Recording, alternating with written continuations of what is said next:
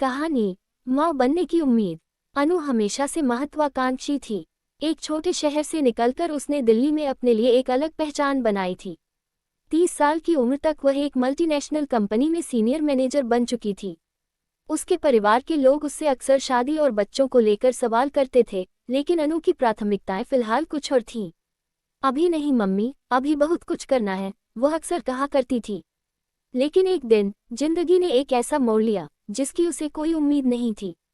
एक routine health checkup के दौरान उसे थकावट और वजन घटने की शिकायत पर कुछ टेस्ट करवाने पड़े।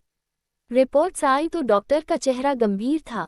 अनु, आपको ब्लड कैंसर है। उसके पैरों तले जमीन खिसक गई। एक क्षण में जैसे सब कुछ धुंधला हो गया। घर, ऑफिस, प्रमोशन, ट्रिप्स, सब कुछ एक झटके में बेकार लगने लगा।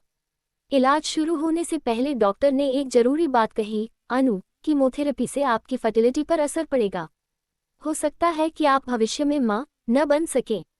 लेकिन हमारे पास एक विकल्प है, एग फ्रीजिंग।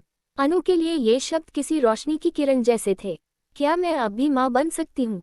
उसने कांपती आवाज में पूछा। डॉक्टर ने कहा, हाँ, लेकिन आपको कीमोथेरेपी शुरू होने से पहले अपने एग्स फ्रीज करवाने होंगे। यही एक तरीका है जिससे आपकी बायोलॉजिकल मैटरनिटी की उम्मीद बचाई जा सकती है। परिवार वालों को समझाना मुश्किल था। छोटे शहर की मानसिकता में एग फ्रीजिंग एक नई, अजीब और समझ से बाहर की बात थी। ये क्या तरीका है मां बनने का? उसकी बुआ ने कहा। शादी भी नहीं हुई और मां बनने की सोच रही है। पड़ोसी खुसुर फूसुर करने लगे, पर अनु डटी रही। उसने अपनी जिंदगी के फैसले खुद लिए थे और ये भी उसी का हिस्सा था।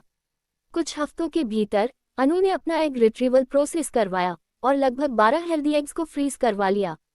उसी समय कीमोथेरेपी की कठिन और दर्द भरी प्रक्रिया शुरू हुई। कीमोथेरेपी का सफर आसान नहीं था। बाल झड़ने लगे, शरीर कमजोर होने लगा और आत्मविश्वास धीरे धीरे टूटने लगा।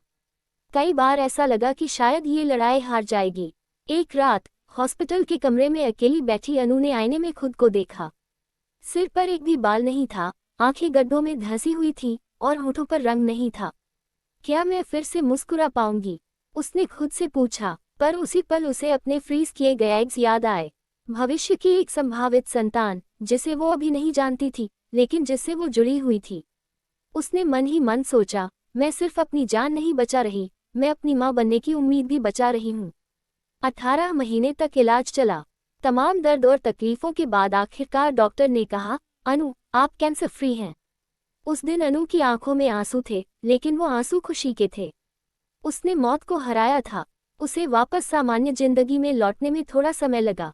दोबारा ऑफिस जाना, दोस्तों से मिलना, जिंदगी को फिर से पकड़ना, ये सब उसने धीरे धीरे किया। अब उसकी उम्र 34 हो चुकी थी। शादी के लिए रिश्ते आते रहे, लेकिन अनु का मन किसी में नहीं लगा। उसकी सोच अब पारंपरिक ढांचे से अलग हो गई थी। एक दिन अनु ने खुद से पूछा, क्या मां बनने के लिए किसी रिश्ते की जरूरत है? क्या एक औरत अकेले मां नहीं बन सकती? उसने कई महीनों तक रिसर्च किया। सिंगल मदरहुड, सरोगेसी, आईवीएफ, हर विषय को समझा। आखिरकार उसने फैसला किया कि वह आईवीएफ द्वारा अपने फ्रीज किए गए एग्स का इस्तेमाल करेगी। आप सिंगल हैं, तो क्या स्पर्म डोनर का चुनाव कर लिया है? डॉक्टर ने पूछा। अनु ने हाँ में सिर हिलाया। उसने हर चीज कानूनी और वैज्ञानिक तरीके से चुनी। और फिर शुरू हुआ वो सफर, मां बनने की दिशा में। आईवीएफ प्रक्रिया आसान नहीं थी। पहली बार में असफल हो गई।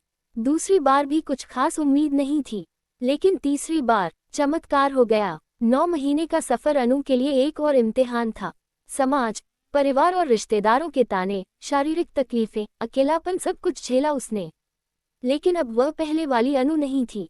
वो मजबूत थी। उसने मौत को हराया था।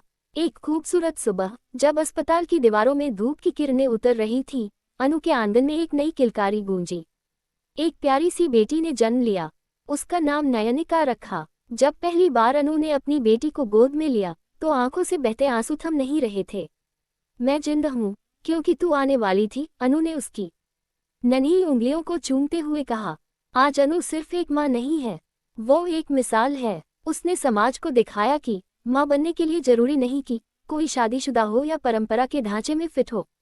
उसने ये भी दिखाया कि गंभीर बीमारी के बाद भी अगर इरादा मजबूत हो तो जिंदगी दोबारा खिल सकती है। अनु अब महिलाओं के लिए सेमिनार करती है, जहां वो एग फ्रीजिंग, सिंगल मदरहुड और कैंसर से जूझते मरीजों को हिम्मत देती है। कभी मत समझो कि सब खत्म हो गया है। जब तक सांस चल रही है तब तक उम्मीद भी जिंदा है, वह मुस्कुरा कर कहती है। अनु की कहानी सिर्फ एक लड़की की नहीं है, ये हर उस औरत की कहानी है जो जीवन के किसी मोड़ पर अपनी इच्छाओं, सपनों और मां बनने की ख्वाहिश से समझौता करने को मजबूर होती है। एग फ्रीजिंग कोई विलासिता नहीं, ये भविष्य की सुरक्षा है। और अनु एक ऐसी महिला है जिसने इस विकल्प को चुना और अपने साहस से हजारों महिलाओं के लिए नई राह बना दी। अगर कहानी अच्छी लगी हो तो वीडियो को लाइक करें और चैनल को सब्सक्राइब जरूर करें। धन्यवाद।